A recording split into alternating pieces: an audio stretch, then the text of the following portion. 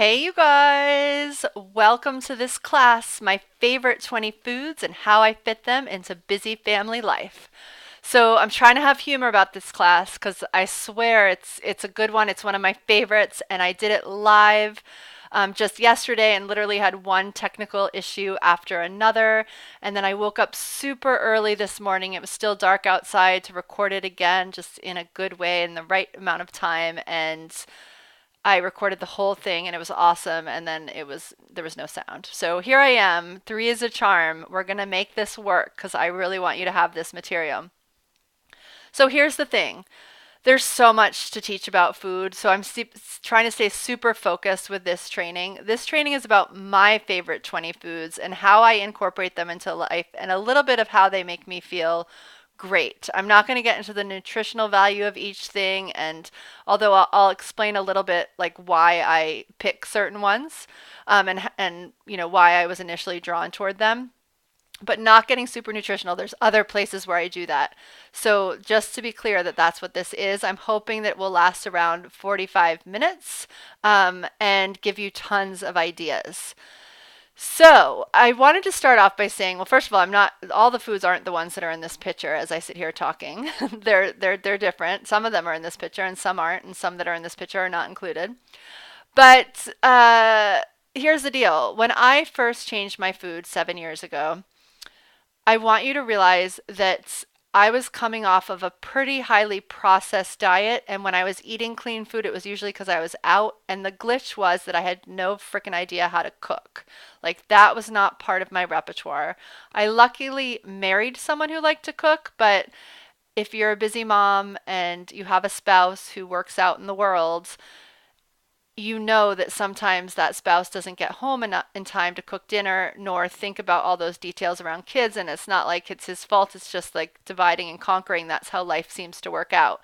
So for a long time when I had three little kids, I would just patiently wait home to eat myself, and at that point I would eat great food.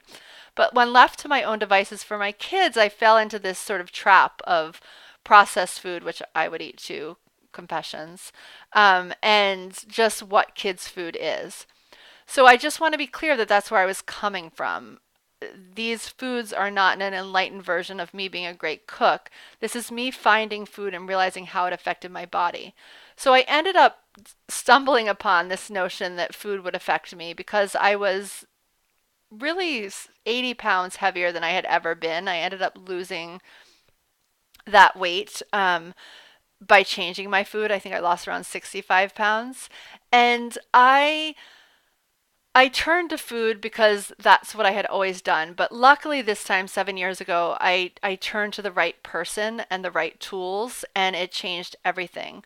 So, some of the foods in here were part of my six foods. And the reason I'm telling you this story now is because I was not a cook. What I did, the way that I stuck to this, the way I made it work, was I picked six things and I prepared them the same exact way for definitely well into 3 months into my journey. So I just want to be clear that I don't expect anyone to go from zero to these 20 foods with all the different ways I'm going to share with you to prepare them overnight. So what I would do if I were you from this, and it just depends on where you're starting, is if you're starting really from a place where you're feeling like everything you're eating isn't great, I would pick one or two things and start to play around with how you can prepare them if you're someone who's comfortable in the kitchen. Or if, like me, you're not comfortable at all, maybe you even pick, one or two things and just prepare them the exact same way for a while until you get them under your belt and you start to play around and see how they make you feel.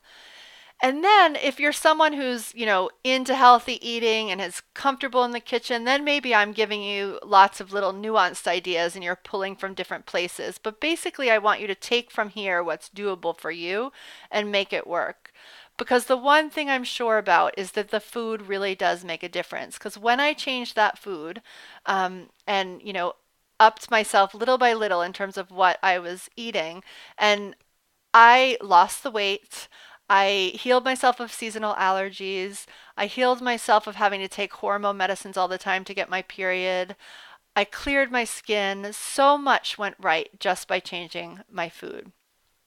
All right, I think that's enough. Let's dive into the actual food. Okay, so cacao, raw cacao to be exact.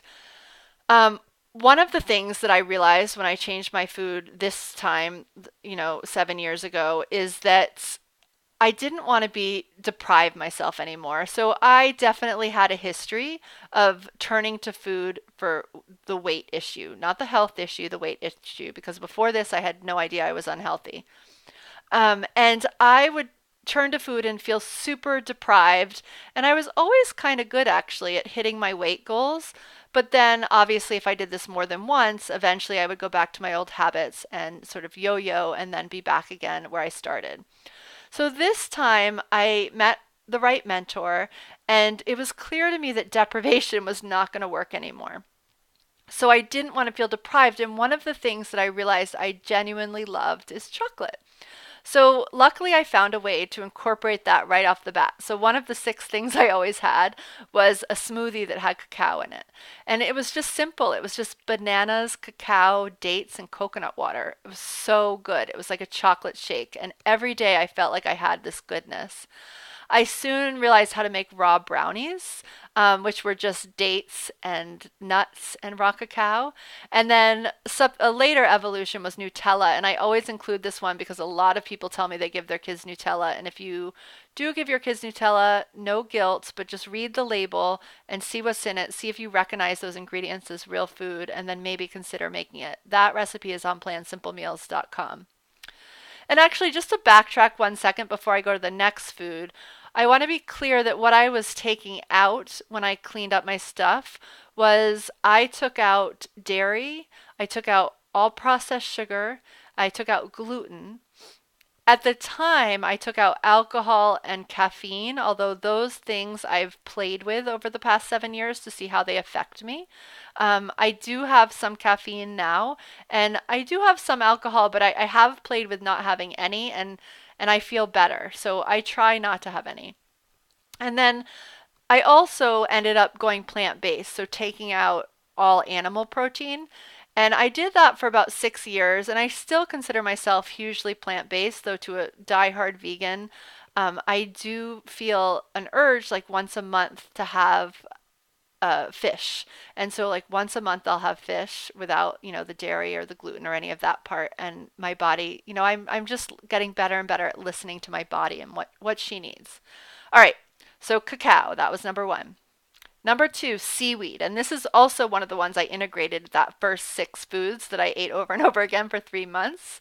So a way that we use nori now, which is what's pictured in that hand at the bottom, is, and I think if you've been to Japan or are from that, if that's your background, you'll laugh because people in Japan have this all the time, is that I'll just steam rice, and sometimes I actually mix it with sesame seeds to add a little bit of protein, and my kids will just wrap the rice in nori, and a lot of times we'll add some cucumber and avocado or very thinly sliced carrot. So it sounds kind of like sushi, right? Because nori is what wraps sushi. So I do know how to make sushi rolls, but a lot of times I don't feel like I have time. It actually doesn't take that much time, but that's my mind saying that. So we'll just make sushi, we'll just make nori tacos is what my kids call them, and we'll just sort of stuff them and eat them. And it's very easy to find little noris or cut a bigger nori into four. When I first did my thing, I wasn't actually eating grains at the time either. And very often, what I would do is make a big salad with, romaine and avocado, and then I just take nori and sort of use it instead of bread to sort of pick up the salad and eat it. So with every lunch, I'd have probably 8 big sheets of nori. Seaweed is awesome for our salt cravings. So a lot of times when we're craving salt, it's because we're feeling depleted from minerals, and seaweed actually has those minerals where salt actually does not. So, or the white table salt does not. Himalayan pink sea salt is a little bit of a different story, but seaweed is great. And dulse flakes, which are pictured in the bowl, are great for sprinkling on top of salads and soups and anything where you want some more salty flavor. It also gives a sea flavor. And so I use dulse flakes a lot for that. And then kelp noodles, I'm going to show you here. There's a recipe actually on plansimplemeals.com for pad thai made with kelp noodles. And I love that. I ate that a lot myself at the beginning. Not necessarily the most kid friendly, but awesome for grown-ups. Kelp noodles are a little bit chewy, so they're an acquired taste for kids. I feel like if that was the whole meal, it might be hard to get them to eat it, but sometimes I chop them.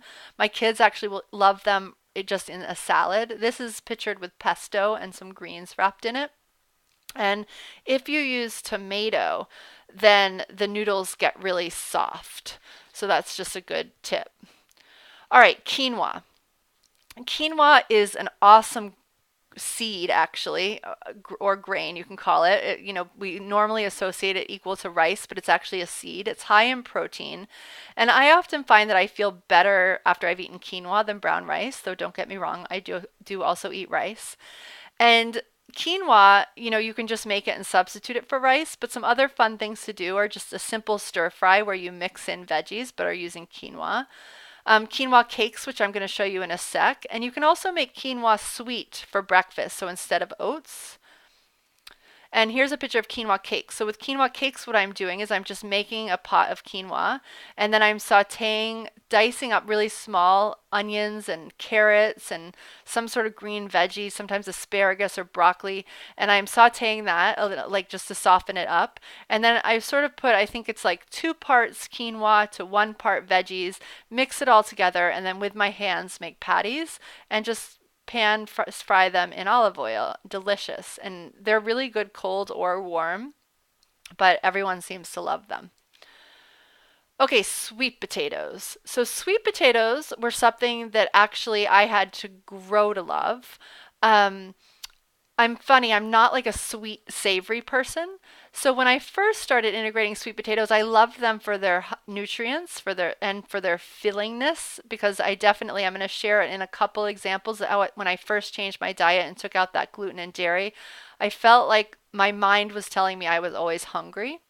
So at first I would use it in smoothies and in muffins. So in a smoothie and muffins, what I'll do is once a week I'll bake a bunch of them so I just have them easily at hand. And in a smoothie I might add some sort of non-dairy milk like almond milk and some cinnamon and some dates and some vanilla and the sweet potato, and it literally turns into like a pumpkin pie smoothie. So good. And then in muffins, I recommend you Google Gwyneth Paltrow and sweet potato muffins and see what comes up, and use that recipe. It's awesome. It's nut free as well and dairy free. And she uses this Chinese 5 spice. I actually just use cinnamon in replacement of that. And then as a meal, so as I said, that was sort of an acquired taste for me. I started off like slicing them in circles, which we still do from time to time. So just slicing little, very thin circles, like 1/4 of an inch or even thinner, and tossing them in olive oil and salt and baking them on a cookie sheet. My kids love those. They're kind of like sweet potato chips or fries baked. But also as a meal, they're great. And so here's a picture of how that can look so beautiful. Sometimes I'll serve it with black beans or lentils, which goes really good with that sweet taste, the sweet and the salty. And pictured here, I think what they've done is opened up baked the sweet potato, then opened it up and taken out the flesh, and then mixed it maybe with some herbs and salt and coconut oil or non-dairy butter, and then put it back in and warmed it up again. So it's beautiful. It's a beautiful meal. All right, romaine lettuce. So this was something I learned from Dr. Joel Furman. He really recommends a lot of romaine lettuce per person, like a head or 2 a day. He says it's full of nutrients, and so I sort of went with that. And basically the idea is that you fill yourself up with these leafy greens that are full of so much stuff for you before you go on to the next thing. And it's true. We think of salad as this thing that's not so filling, but I tell you, if you eat a whole head of lettuce, you're pretty full. So I make salads a lot, and I chop salad is my number 2, and I'll show you a picture of that in a sec. But another easy way that I've loved is I'll get brown rice tortillas. They're kind of big, and I'll make those hot over a flame for a second because they're very crumbly if you don't warm them.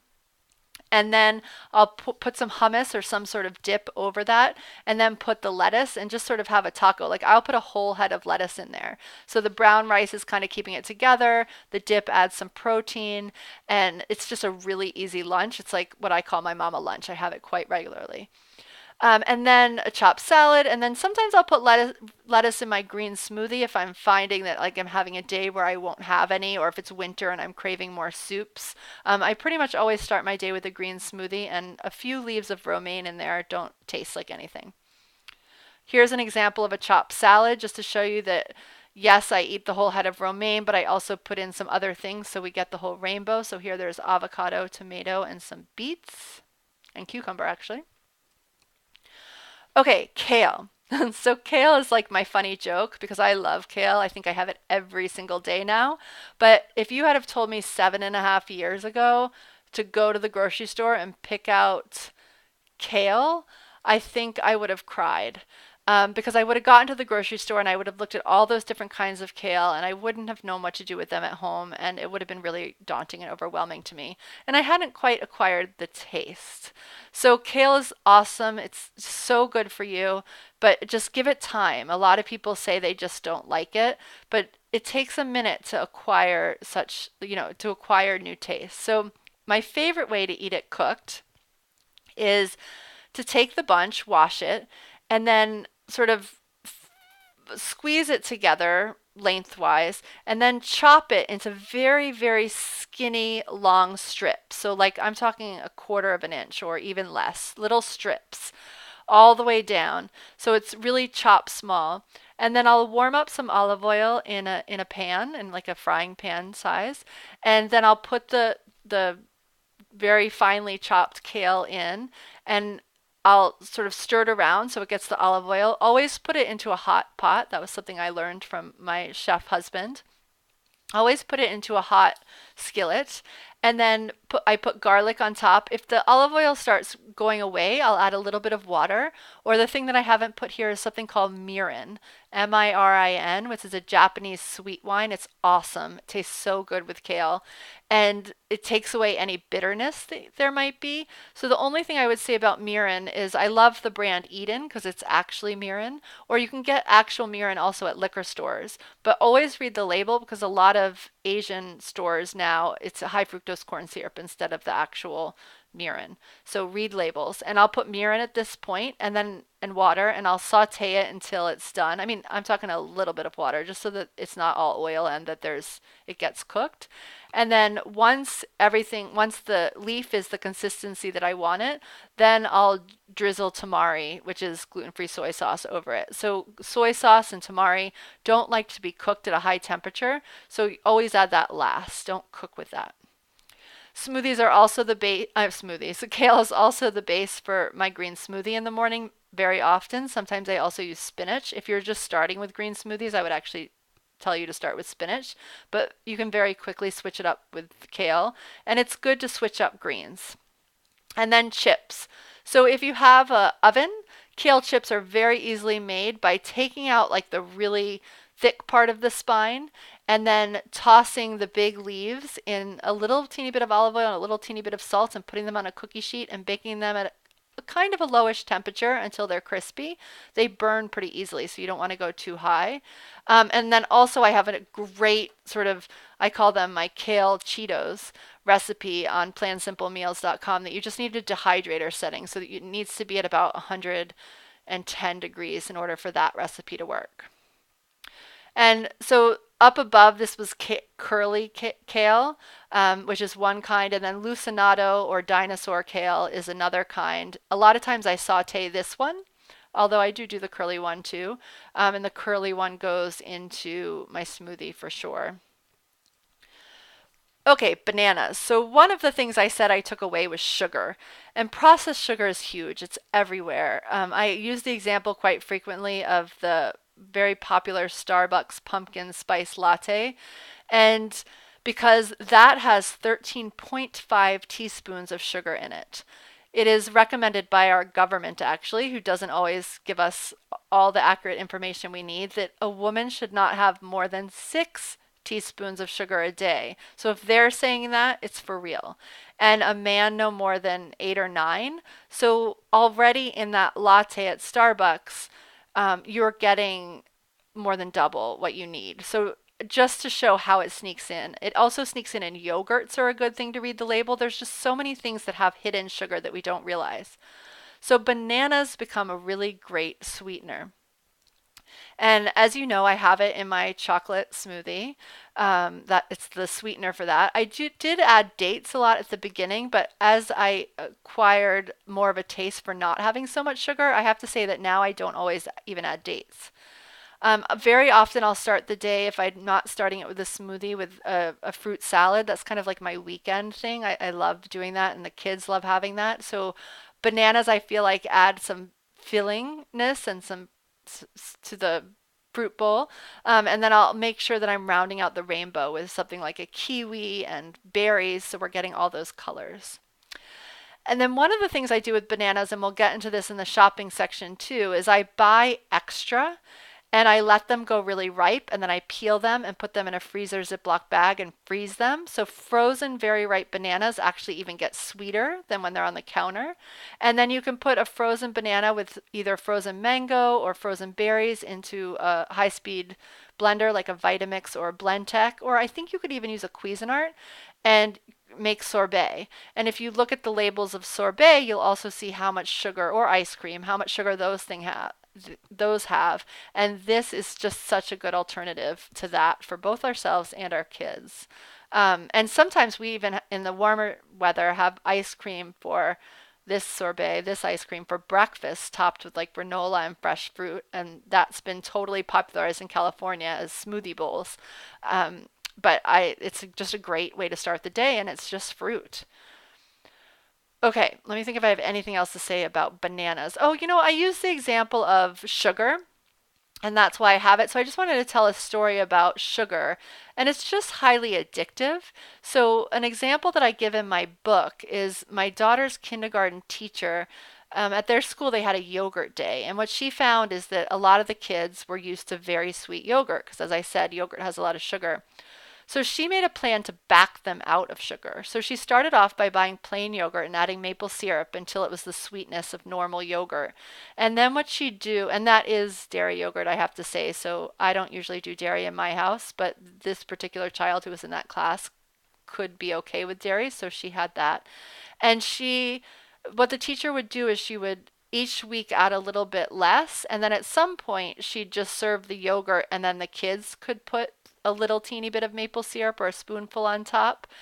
And what happened over the course of just a couple months in that class is my daughter started eating plain yogurt, and now will only eat plain yogurt actually with chunks of banana in it. So that's where that story comes from. So she doesn't need the sugar part. Cashews. So sorry if you have a nut allergy. If you have a nut allergy, a lot of this can actually be done with coconut cream if you don't have a coconut allergy. And you can just Google recipes for that. But just so you have some options, seeds don't do as well for this, I find. Tofu actually can replace some of these things as well if you can do tofu. So cashew cream is one of my like saving graces. It's super filling, it's super satisfying. Kids love it, and here's what it is. It's cashews. I usually soak them so that they can get creamier. You actually need to soak almonds. You don't need to soak cashews, but it helps with the consistency. You kind of need a high-speed blender, but you could also do this in a Cuisinart. And you put cashews with as little liquid as you can, as little water. Sometimes I'll use coconut water because it's a little bit sweeter, but you can just use regular water. Some dates or a little bit of honey or a little bit of maple syrup as the sweetener. Some vanilla, and cinnamon's really good in this too. And you blend it, and you basically want to add as little liquid as possible so it basically becomes like whipped cream. And then you can use that over berries, over any fruit really. It's super delicious. You can use it as a frosting on cake, so you'd add maybe even a little less water. It's just this really versatile, really yummy thing. Then if you add a little bit more liquid to it, so that same thing becomes more like smoothie consistency, then what you could do is put a quarter cup or a third of a cup at the bottom of a ball jar of chia seeds, and then pour that smoothie consistency over and shake it up, and then you get this vanilla chia pudding, which is also awesome. So that's number 2 of what I do with cashews. Chia pudding actually you can make nut free if nuts are an issue too. Just Google that. And I also used cashews in cheesecake, which is basically made similar to cashew cream except a little bit thicker, and you add citrus to that, so a little bit of lemon, so you get that cheesy taste. You can also make cashew cream savory, which is instead of adding all that sweet stuff, you'd have cashews, water, a little bit of salt, sometimes a little onion or some salty herbs. And you can, if it's thick, you can make it like cream cheese. You can make it a little bit more watery and make like an onion dip. So good. All right, so that's cashews. Here's the cheesecake. I'm going to show you truffles in a sec. So basically the base is just like the truffles, then the cheese layer. And then in this one, I've let those two things set and then I've just poured pureed blueberries over it. Okay, hemp seeds. So I get a lot that protein is an issue. So hemp seeds are a great plant-based source of protein. You can use them in smoothies. You can sprinkle them over a salad or soup. Any that sort of or oats or anything. Like you can sprinkle them over anything. They're very nutty tasting and they go good either sweet or savory. I'll put them in a smoothie just to add protein to it. They are a nutty tasting thing. So in sort of a citrusy green smoothie, they wouldn't taste very good, but in anything sort of vanilla based or fruit based, they taste great. And then I've recently become a big fan of hemp milk, just looking for an alternative from almond milk. I like the taste of it, and it heats up really well. So that's another thing. And as I was traveling across the country, actually, and every once in a while needing that cup of coffee, yes, admittedly, hemp milk was a very good alternative to soy milk. Whole Foods carried it, and a number of sort of co-op places were carrying it. You can also very easily make hemp milk or any nut milk by just using 1 cup of the nut or seed to 3 to 4 cups of water and blending that up. So hemp milk is very easy to make. Okay, chia seeds. So I already told you the story of pudding. Love chia pudding. If I'm going to show you a picture of it in a sec. A lot of people associate it with tapioca, which it does kind of look like, but it's a different consistency. So if you don't like tapioca, which I did not like tapioca before I did all these food changes, try this because chias stay kind of crunchy. So they're a little bit different and they're really good and they leave you feeling amazing. I also carry around chia seeds with me. And in those mama moments of low blood sugar when I've forgotten to feed myself, because yes, I do that too and might make a bad decision in that situation, I have chia seeds and I'll just buy a juice and I'll put the chia seeds in it. And I find that that sustains me for a long time. And I found this out by mistake one day when I was having to give a talk and I was in a hotel where there was literally nothing that fit my allergy criteria. And so I got a juice from Starbucks. I think it was actually a greenish smoothie juice, but you could do any fruit juice. And I put the chia seeds in it, and I just felt satisfied for a very long time. And that's actually the history of chia seeds. They were something used by the Incas in Peru a long, long time ago to sustain them on long journeys and to keep them hydrated and full. So that was actually their original purpose. And then I just sort of sprinkle chia seeds in anything. Like I'll put them on top of oats, I'll put them on top of a smoothie bowl. And the only thing that you have to keep in mind is that chia seeds are also, along with flax seeds, used in some vegan recipes as an egg alternative. So they do get all jellyish. So you just have to keep that in mind. And if you don't want to eat something jellyish like pudding, then eat it right away. Okay, here's my chia pudding. I love it. Pack it up in ball jars all the time to send to lunch for the kids, bring on picnics. We have it here as a snack in the summery months. It's an awesome breakfast or any time that you want a cooler breakfast and not something warm.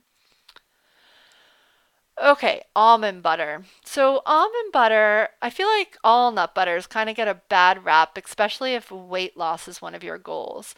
But when you take out sugar, gluten, and dairy, I have to say, I ate a lot of almond butter when I made the switch. And I think it's because it really helped with that whole mindset piece for me about being hungry because it's filling. And something about your body just resets itself when you're shedding it of all that food that's not serving it. And if nuts are something that you do okay with, I actually had a lot of almond butter in those first 3 months as I was transitioning to a healthier diet. And I lost those 65 pounds pretty damn quickly. So I think that almond butter is awesome. I love almond butter and I put it in smoothies. If you put almond butter and water in a smoothie, it's like you're adding almond milk. It's like a quick way to make almond milk. And it also, in like a chocolate smoothie, makes it taste kind of like a Reese's peanut butter cup. And I use it in salad dressings. So I have a great Asian salad dressing that uses almond butter. You can get that on plansimplemeals.com. It uses ginger and citrus, and it just tastes like that dressing that has dairy and gluten in it that you might get at a Japanese restaurant.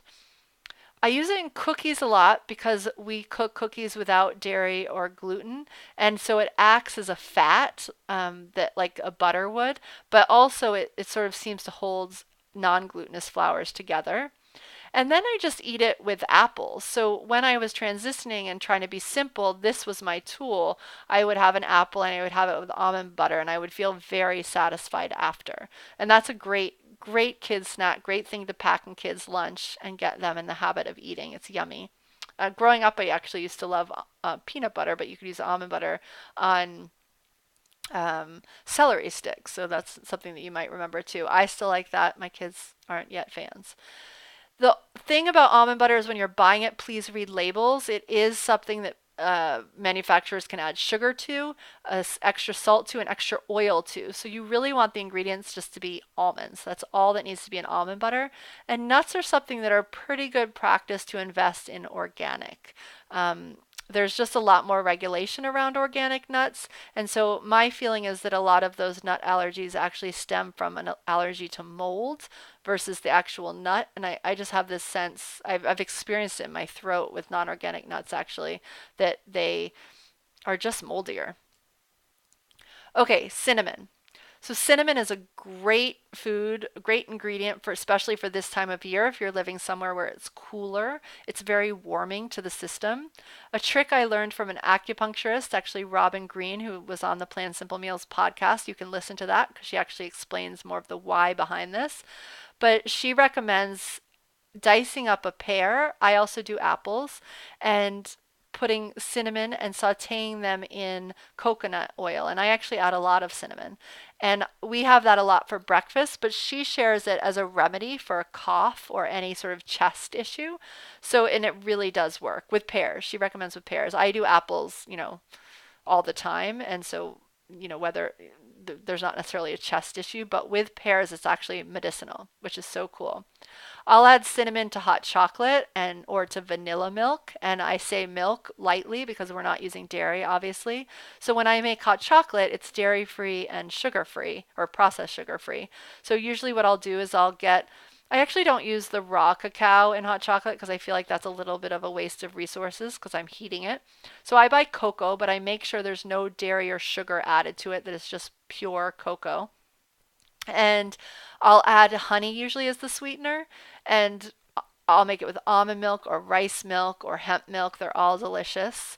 And I'll add a dash of cinnamon to make it warming. And then I add cinnamon to our morning porridge. I'll add it to a fruity smoothie. It's just a really good thing to get in the practice of adding to that sweet potato smoothie. It's like a critical ingredient. And actually, the sweet potato Gwyneth Paltrow muffins can have a lot of cinnamon in them too.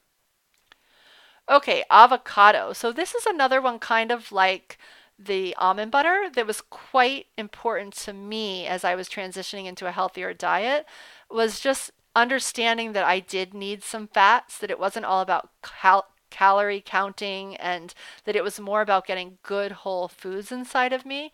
And there's this whole mindset piece when you change your diet of just feeling hungry.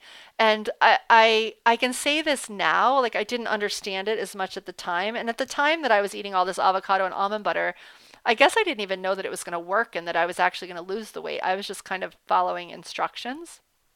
But to this day, I do sort of regular seasonal detoxes. And that might look like 2 or 3 days of having a lot of smoothies in a day, and just really cleaning up and making sure I don't have caffeine or alcohol, and that I'm just being really kind to my body on those days. And it's funny, I start my day off with a smoothie literally every single day. But on those days of cleansing, I always notice that I wake up thinking, oh my God, I'm hungry. Like I need more, but I never need more. So there's a big mindset component to the foods that we're eating. And so I think we have to kind of lean into that. And there's a lot of work to be done around that. And actually, in mid February, that is the class I'll be teaching. I'm super excited. We're going to dive deep into that mindset piece. But I think that allowing ourselves to also come at that from a food perspective and feel not deprived and feel full is really helpful. And avocados, like almond butter, really do this job well because they're filling. So I've loved avocado chocolate pudding. That was one of actually my six foods. As you can tell, there was two of my six foods involved chocolate or raw cacao when I started. So literally all avocado chocolate pudding is avocados, raw cacao, and dates, and a pinch of Himalayan sea salt to sort of offset the date. And it's delicious. And if ever you make a version that tastes too avocado-y, because you do have to have a good avocado, it's like it can't be too unripe and it can't be too ripe because both those taste more avocado-y, but just sort of right in the middle is perfect. But if you ever make one that tastes too avocado-y, making cashew cream and putting it over it, which is super decadent, and then you could top it with some cacao nibs, which was also in that cacao picture, was the nib version, the chocolate, the bigger chunks. Oh my God, you guys, it's like tiramisu. It's just so good. So I would recommend that. It's a great way to love avocados. And then in our family, we love guacamole. It's funny, I have two kids who say they don't like avocados, one who lives and dies for them, but they all love guacamole. Love kids, right? And then in smoothies, so avocados make things creamier. So if you add them to a smoothie, the smoothie will be creamier, which is great in some situations. I'll add them to green smoothies and to, sweet, fruity smoothies alike. They don't normally turn a fruit smoothie green. All right, coconut oil. So coconut oil is another fat that I like, and it pretty much coconut oil subs for butter pretty well in recipes. Gluten's a little bit of a tougher deal when it comes to subbing because those flours work differently than butter. I mean, than the butter coconut oil sub. So we use coconut oil on toast instead of butter. My toast thing is always trying to make toast more and more nutritious. So we also actually put avocado on toast. One of our podcast guests Lily shared that she puts cooked beets on top of toast, that her kids love that. And you can imagine that beets are that's what they make sugar out of in Europe. So they're sweet. So just always trying to add nutrition to things like toast and pasta is good. But coconut oil is a way to get over the butter thing. I use coconut oil for oil pulling. So almost every morning, I try to do it every morning, I'll liquefy, so heat up a little bit, some coconut oil. In the summer, it's liquid naturally. In the winter, in our house, we keep it a little cold at night, so it solidifies, and I have to just heat it a little bit on the stove. And then I'll swish it back and forth in my mouth for anywhere from 5 to 20 minutes, as long as people will let me not talk to them. And it's this amazing thing for your mouth that sort of disinfects your mouth and also I can't explain it, but after 15 minutes, you feel like you've moisturized your whole body. So it's something worth playing with. It feels really good. I use coconut oil in cookies instead of butter. As I explained, it's a good sub. And we have some great cookie recipes on Plain Simple Meals if you're looking for a gluten-free, low sugar, just delicious cookie that uses coconut oil. Black beans. So we eat beans actually every Monday night is bean night, and usually I keep that pretty simple. I don't always use black beans. Use different beans. We'll have red beans or white beans or pinto beans or lentils, and I'll cook it with we'll make rice on the side to have the beans over and a big salad. So that's kind of like Monday night. So that's one way I would use black beans. But black beans I also use in brownies. They're super delicious. I know it sounds funny, but a lot of gluten-free flours, if you go look at them in the grocery store, are bean-derived flours like fava flour. So it makes sense that you could actually make a brownie out of beans.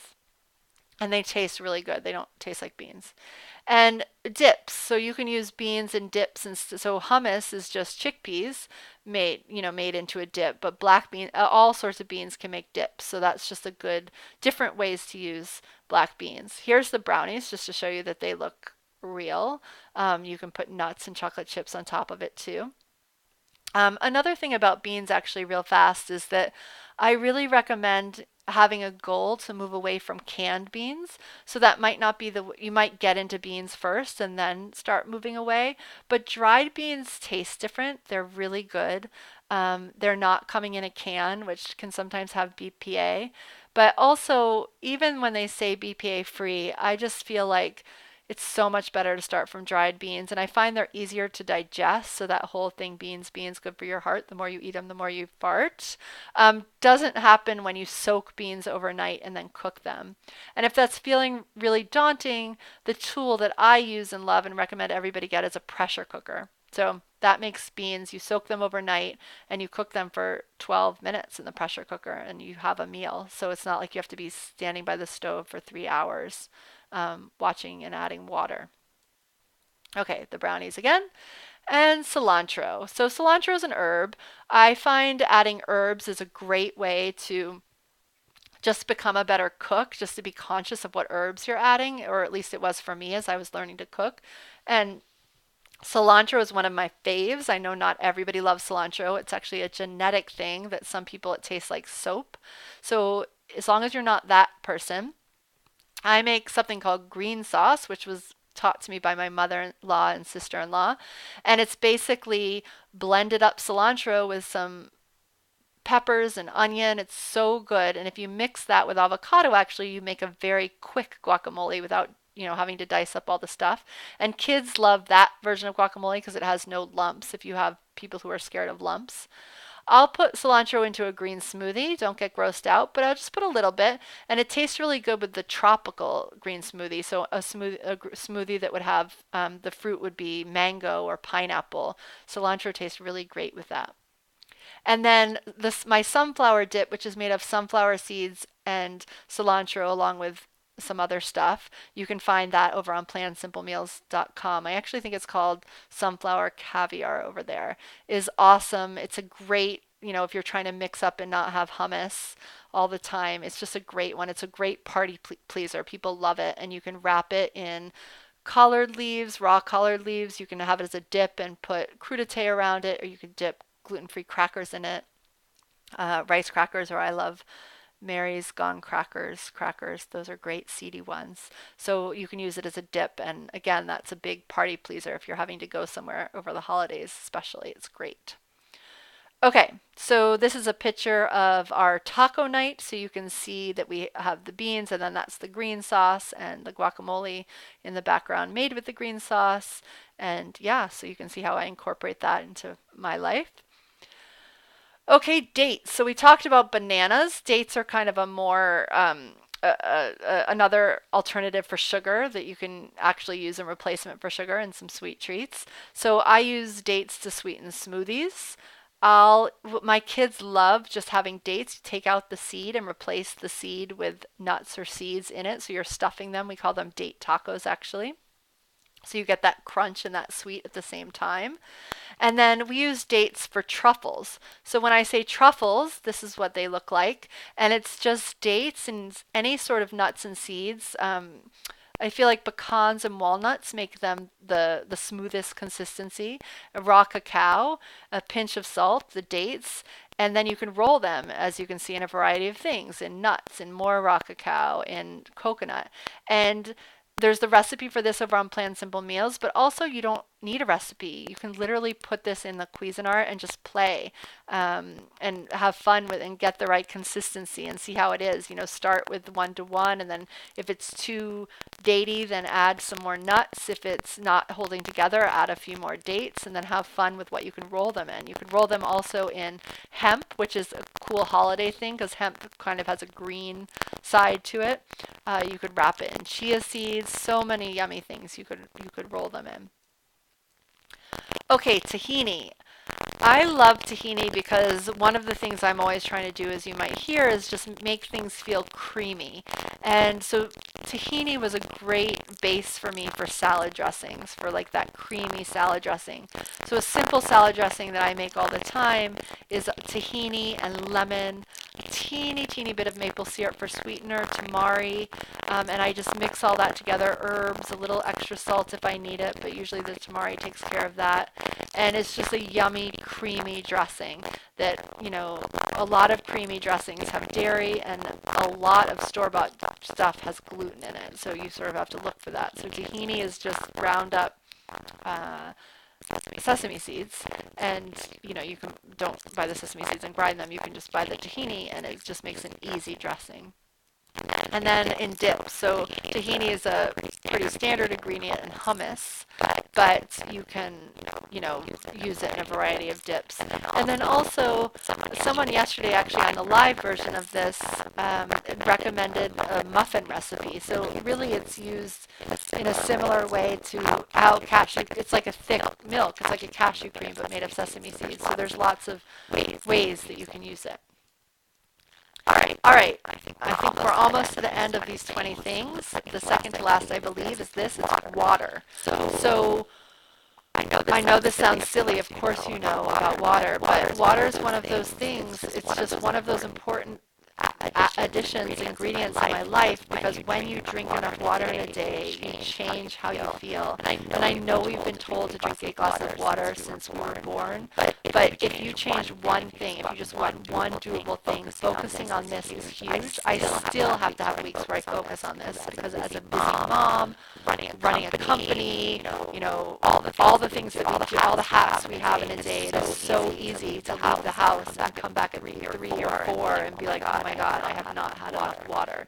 It's very easy to not have enough water. So we really have to be purposeful about it. And maybe that means if we're around the house, we fill a big pitcher and we make sure we drink the whole thing. If we're going to be running around, maybe it means filling bottles or jars, having them in a bag, so we know what we need to tackle over the course of the day and finish it all. Drinking first thing in the morning is huge, because then you're starting off dehydrated. And then water is also I'm thinking about it as an ingredient. So when I first changed my food, it was the winter time. It was like a New Year's thing. January, February. I really wanted to lose that weight. Finally mastered food. And so then summer came and we went on a camping trip, and I had stayed pretty close to home in that first time. And so we went camping, and obviously you don't have a blender camping, and smoothies in the blender were a big part of making food easy for me when I first started, and I hadn't known how to cook before. So I remember being camping and figuring it out. Did it beautiful, but missing that smoothie by day 4. And so on that day we were looking around town, and someone said, let's go get ice cream, and we decided to check it out. We actually have children who can't have two children who can't have dairy, and I having dairy, so we just went to go see if they had some sorbet. And what they did have was smoothies, so I was so excited. But then I read them, and it was like fruit and yogurt, or fruit and ice cream, or whatever. And so I said, look, you guys have bananas, and you have strawberries, and I know you have water. Can you make me a smoothie? And literally the lady looked at me like I was from Mars, and she was like, that will taste disgusting. And I said, please, like, I'll pay for it, just trust me. So she did it, and I actually ended up telling her to save some and store it for herself, because it was so good. Because they used frozen bananas, so they were extra sweet, and they had the fresh strawberries and water, and it was perfect. So it doesn't always have to be dairy and yogurt. It can just be water. Like, that's an important thing, I think, to realize for an ingredient. And actually that brings me to frozen bananas, which actually, you know what, I'm lying. I'm going to get to that in the shopping part. So let's do the last one, which is a lot. It's like not one, it's many. But I just want to remind everyone to always think through a rainbow of fruits and veggies. So as you're planning your day, your meal, your week, just think through how you can balance and make sure you're getting that rainbow. So I shared a lot of green stuff in this and one orange thing, but then there's all these things in the middle, and there's red things. So berries are really important to get. And so just make sure you're figuring out how to incorporate those things. So maybe if you're having porridge, you make sure you're having berries on top of it to add some color. If you're making something, I'm going to use animal protein examples for this just because they're things that we make in life. So maybe if you're making meatballs, like, how can you add color to that? Can you chop up spinach really small? Can you chop up carrots really small? How can you add fruits and veggies to a meatball? Sometimes it's that, like, things call for sugar, and you figure out that you can add fruits for that instead. So in a meatball, you could use something like apples. So many solutions where we can add fruits and veggies.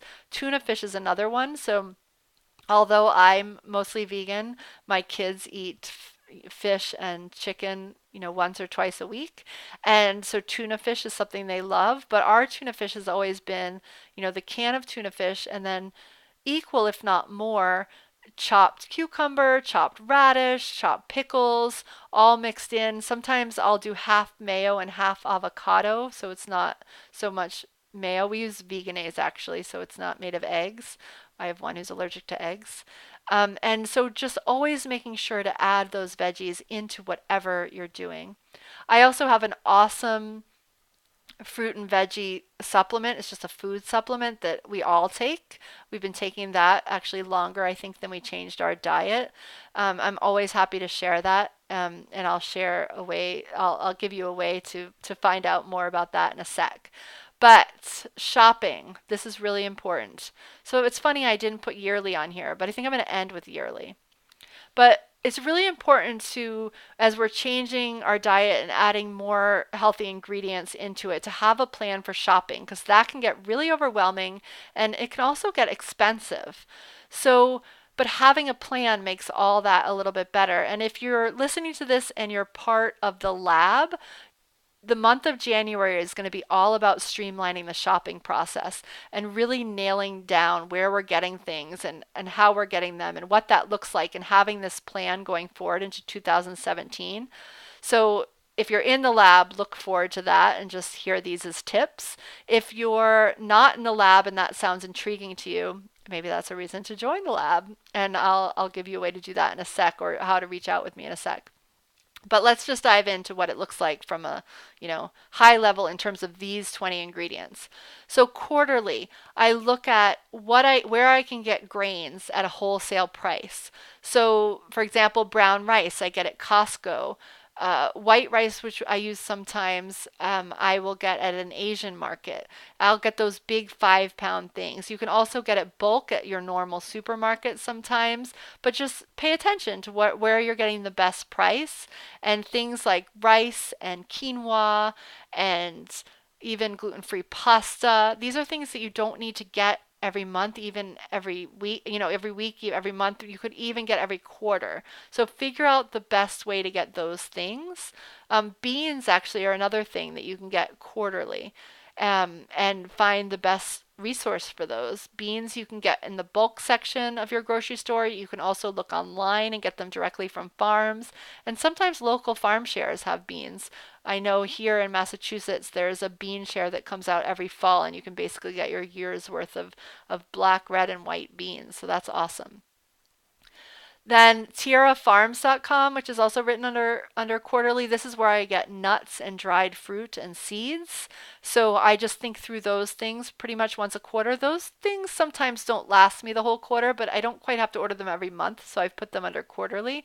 I have no affiliation to Tierra Farms, so you can look around, but I have found that they're selling in bulk and that they're really fresh. So they're really yummy. I mean, they're the best nuts that I've got my hands on in a long time. So that's a good one for quarterly. Another trick, since we did cashews in this training, is that sometimes whole cashews are more expensive than pieces because the pieces are what's fallen apart. And so that's a way to also save money on cashews or nuts that you're going to blend in general. Okay, so monthly, I look at stuff like the raw cacao, the hemp, the chia could fit into quarterly or monthly, but it just depends on like what my ordering preference is. And one of the places that I found for those things that I love is called Thrive Market. So it's at thrive.com. I think it's thrive.com. Yes. And I'm just trying to think of whether it's thrivemarket.com, but I'm pretty sure it's thrive.com. And that's something I'm going to give you a way to get a hold of me on the next slide. And so I can give you actually a coupon to that. But Thrive is basically Costco meets Whole Foods is the best way to put it, or Costco meets, any natural co-op. So it's all that stuff you'd find in Whole Foods or a co-op, but for anywhere from 30 to 60% off. And what it works like Costco in that you pay a yearly fee. And I forget exactly what my coupon I have is, but it's at least half off, if not free, at some points to get a membership. And then you get this discount. So you pretty much pay for it within your first shopping thing. And then you set that up for monthly. And generally, when you set something up online, you can repeat that order. So that's a really good way to just streamline ordering. And from somewhere like Thrive, personally, I pay attention to weight and stuff, so it's free shipping. But like I don't order like canned tomatoes from there. I keep it light and those things that I would get from the Whole Foods type place. Costco is another place to check, especially for those things like quinoa, and sometimes they have chia seeds there. You just kind of have to check out your Costco. It's actually where I get frozen berries, so that wasn't one of the foods I shared, but it was in some of the stuff I shared. And that same doctor about the who told me about the romaine, Dr. Joel Furman, I went to one of his trainings and he pointed out that frozen berries, maybe they have a bad rap because we don't want it. We want to be fresh versus frozen. But frozen organic berries are actually the safest because we definitely want to have organic berries. Those are one of those things on the list that we want organic. But when we buy them organic from the supermarket, they've been sprayed with something to preserve them. Because if you've ever picked berries, you know that they go bad very fast. Whereas when they're frozen, they're just picked to freeze, so they don't have that extra thing sprayed on them. So I buy frozen berries at Costco actually monthly. And then if Thrive isn't what you want to do and you don't have a Costco, Amazon is always interesting to look at because they do have a lot of food. So if you know what you want, you can look it up on Amazon. That's the place where I get my favorite vegetable broth, which might be part of like a part two of this because that's definitely in my top 40 favorite things. Um, but Amazon has some of those specialty things that I don't can't get. And then weekly, so it's funny, what that leaves for weekly is produce and any animal protein we have, right? So that makes shopping really easy because I'm just in those two sections, which are generally right when you walk in. And I find one of the hardest parts about grocery shopping is all the advertising that gets done to both us and our kids. And we don't always shop at the moment when we're full and feeling fulfilled. So we're targets for that. And they're smart about our kids. So that's when we start getting even those organic Annie's gummies. Like, everything is put at the eye level of our kids. So if we're just going in and getting produce and animal protein, I've actually gotten into the habit of going bi-weekly instead of weekly to do those things. But I definitely go through phases where I'm busy and I go weekly. But bi-weekly I find keeps my refrigerator in the state that I want it in, which is, not too cluttered. So really, if you take care of the quarterly and the monthly, then the weekly becomes super easy. And then daily. So in the summer, I'm getting, it's a practice, but because we've had a garden for a while, but in the first years that we had the garden, I realized that it's, I wasn't using it, like I wasn't harvesting from it. So daily going out and checking what I have in my garden, and that helps fuel what the weekly thing is. And this winter, I'm going to try growing inside, which I'm super excited about. And both the weekly and the daily and the fresh veggies brings me back to that yearly thing. So around this time of New Year, definitely before March, I think it's really good practice to see what local sources you have for this food. So though we're trying to get, we want to be as good to ourselves so we can actually do this as possible. Finding local food is equally good for us because generally it's sourced better, but it's also really good for our planet. So if we're looking at this in a holistic, how are we eating well, and what are we doing for our planet? So here in Massachusetts, we have something called Farmers to You, which is a local thing. And I can go in and every week order my, eggs and any animal protein and fruits and veggies from there if I want. And they'll be delivered to a location just 2 blocks away from me on Thursday. So all I'm doing is picking it up. And then likewise, every summer I'll look at farm shares and, make sure that I'm staying around long enough for that to make sense. And then a farm share is such a great thing to get. And then you're sort of even making your weekly and your daily stuff even easier, and you're supporting your local environment. And, it's super good to get food from a place that you know it. So sometimes those things feel pricier because a lot of times you have to pay up front, or you're paying more for, local, like humane, not humane, that's the wrong word to use for animal protein, but local, well fed animal protein. And so it is more, but I think you'll find you eat less of it. Okay, So that's what I got for shopping. And again, we're going to dive deep into shopping in January in the lab, if that's of interest to anybody.